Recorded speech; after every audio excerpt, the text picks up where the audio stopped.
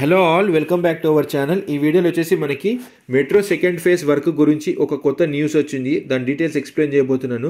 ముందుగా డీటెయిల్స్లోకి వెళ్ళే ముందు ఈ ఛానల్ని మొదటిసారిగా విజిట్ చేసి ఛానల్ని సబ్స్క్రైబ్ చేసుకోండి. నా పాత రియల్ ఎస్టేట్ వీడియోస్ కోసం ఛానల్ ప్లేలిస్ట్ పేజ్కి వెళ్తే మీకు అవైలబుల్ ఉంటాయి. సో డీటెయిల్స్లోకి వెళ్తే మనకి మెట్రో సెకండ్ ఫేజ్ వర్క్ మనకి ముందుగా చెప్పినట్టు 5 కారిడార్లు చేయబోతున్నారు. అది మనకి 70 కిలోమీటర్ల దూరం ఉండబోతుందని ముందుగా ప్రకటించారు. సో అది 70 కిలోమీటర్ల దూరాన్ని కాస్త 78.4 కిలోమీటర్ చేయబోతున్నారు. సో మనకి 8.4 కిలోమీటర్స్ ఎక్స్టెన్షన్ అనేది ప్రకటించారు.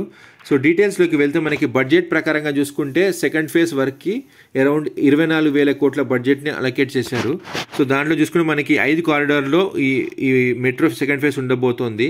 సో డీటెయిల్స్లోకి వెళ్తే మనకి ముందుగా చెప్పినట్టు రాయదుర్గం టు ఫైనాన్షియల్ డిస్ట్రిక్ట్ తర్వాత యుఎస్ కన్సులేట్ వరకు మెట్రో ప్రకటించారు. కాకపోతే అది మనకి 8 కిలోమీటర్స్ డిస్టెన్స్ అవుతుంది. సో దాని రాయదుర్గం టు మనకి యుఎస్ కన్సులేట్ ఉన్న రూట్ని మనకి కొంచెం కోకాపేట్ నియోపోలిస్ వరకు పెంచబోతున్నారు. సో మనకి 3.3 కిలోమీటర్స్ ఎక్స్టెన్షన్ అనేది ఉండబోతుంది. సో మనకి మెయిన్గా నియోపోలిస్ కోకాపేట్కి మెట్రో కనెక్టివిటీ రాబోతుంది. సో మనకి ఇంకొకటి వచ్చేసి మనకి నాగోల్, ఎల్బీనగర్, చంద్రాయన్ గుట్రా తర్వాత మైలదేవరపల్లి ఈ డిస్టెన్స్లో మనకి 29 కిలోమీటర్స్ ఎయిర్పోర్ట్ కనెక్టివిటీకి ఎయిర్పోర్ట్ మెట్రో కనెక్టివిటీ ఉండబోతుంది. సో అది కాస్త మనకి ఇంకో 4 కిలోమీటర్లు పెంచి ఇది ఆరంగడ్ వరకు చేయబోతున్నారు.